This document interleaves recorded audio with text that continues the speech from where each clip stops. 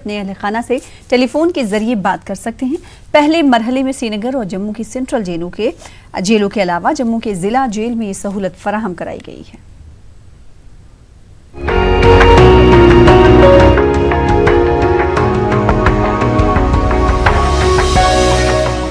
जम्मू के जिला जेल में एक कैदी के वालिद टेलीफोन के जरिए अपने बेटे से बात कर रहे हैं।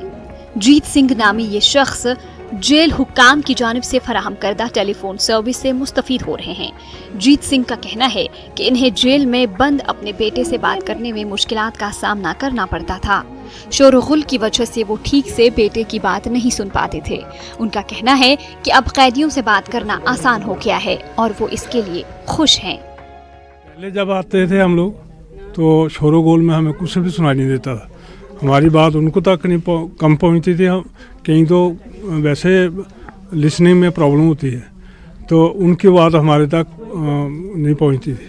अभी जो है फ़ोन कम्युनिकेशन हुआ है, इससे दी बेस्ट सबसे अच्छा सिस्टम हुआ है और बैठने की सुविधा भी अच्छी है और इलेक्ट्रिसिटी भी ठीक है, सब ठीक है इस वक्त। ऐसा सिस्टम नहीं था, शोर वगैरह होता था तो बात नहीं सुनाई थी। जब से ये सिस्टम शुरू हुआ तो बड़ा अच्छा लगा है। बड़ी आसानी से हम बड़े आराम से बात करते हैं बैठ के, तो बड़ा अच्छा लगता है। यहाँ पे हम आते थे तो बैठने की जगह नहीं थी बाहर, तो ऐसे हम धूप में खड़े होते थे। गर्मियों का मौसम होता था, बड़ी धूप होती थी, तो फिर आए तो यहाँ देखा बाहर की जेब बना हुआ जो बैठने की जगह बनी हुई है, बड़ी अच्छी तरह से सारे बैठते हैं और फिर सबका यहाँ पे बड़ा अच्छा कोऑपरेशन है।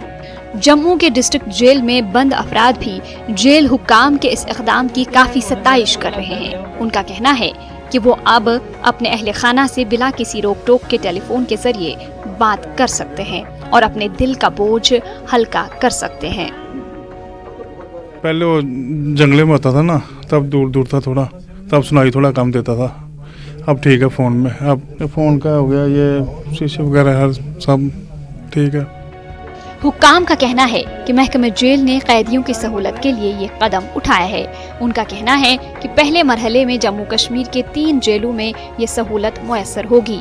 मुस्तकबिल में तमाम जेलों में ये सहूलत मुयस्सर कराई जाएगी। उनका कहना है कि इससे कैदियों को उनके अहले खाना से बेहतर ढंग से बात करने का मौका फराहम होगा। हमने prison inmate calling system install किया है, जिसके ज़रिए से इनमेट्स अपने परिवार को फ़ोन पे बात कर सकते हैं, जो हम लोग पहले से वेरीफाई करते हैं और वो सिस्टम हम बाकी जेलों में भी ले जा रहे हैं। हमारा प्रिजन महकमे का मोटो है। और इस वक्त आपको सीधे ले चलते हैं दिल्ली के प्रेस क्लब ऑफ इंडिया, जहां पर शहरियत कानून के खिलाफ प्रेस कॉन्फ्रेंस का इनेकाद किया गया है।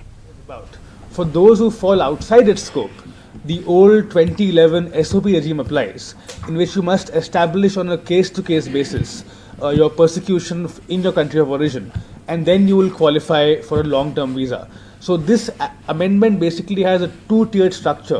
If you fall outside it, you have a less beneficial regime that applies to you, and if you fall within it, you get greater benefits under the new regime. So that's the kind of difference it brings about, and that of course raises an Article 14 issue. Is this equal treatment? Because Article 14 applies to all persons in India, not just citizens.